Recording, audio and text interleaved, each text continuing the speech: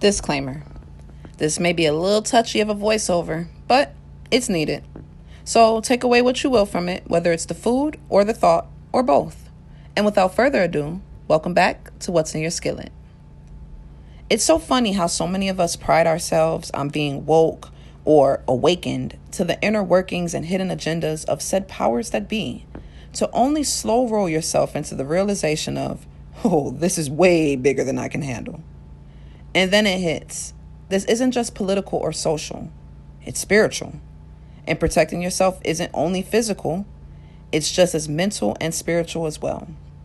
I think at a certain point, some of us can come to an agreement that there is a certain group of people who are trying to embody the powers of God via deception, manipulation, theft, and destruction. You know, creating the chaos that forces us, the people, to accept their new orders and laws. You know, the laws that only affect the people. They say knowledge is power, but how powerful is it to know everything and still feel stuck? Unable to change the system, trapped in your own negativity, or lost in endless conspiracy loops. At some point, that kind of knowledge stops empowering you and starts stealing your peace. Or at least in my opinion. I'm a self-proclaimed conspiracy theorist, so I actually know this feeling firsthand. I love asking questions. I grew up when questioning was still being encouraged in school, until it wasn't, which is around my high school years.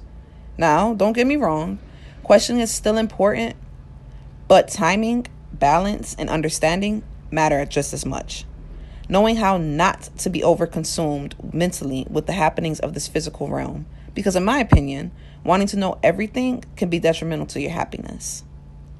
Not being able to see the good in situations naturally, struggling to be happy, feeling insignificant and overwhelmed are all real negative side effects of wanting to know everything. This isn't a statement to just shrug off the problems of the world and do nothing, but should be treated as a something to think about, to check on your own life where you are mentally and spiritually, at least every now and again. That's what matters.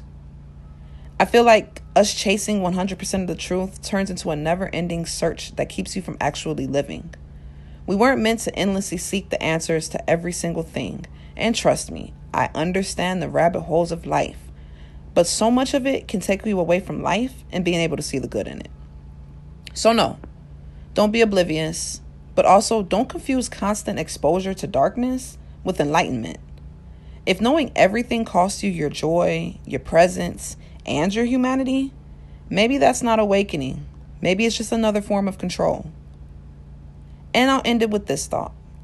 The division we suffer as a society and in our own individual cultures is a direct result of our inability to discuss these and other types of topics without being emotionally charged to the point where no one is heard and only an echo chamber is respected and heard, which I guess some can conclude is a manipulation tactic by the powers that be. It's crazy because no matter how loud this concept is stated or how blatant it's shown to us, we still think there's hope in a group of people who we allegedly vote into their positions, not understanding that their position is to keep us in our position as the pawns. And unfortunately, due to our own division, as we the people, we are the pawns that protect these said powers that be. The issues we face worldly in this realm are man-made social concepts and constructs that we the people have allowed to dictate how we live and treat one another. Don't forget that. So let me know your thoughts on this in the comments, or if you simply are here for the food. Either way, it's just a little food for y'all skillet.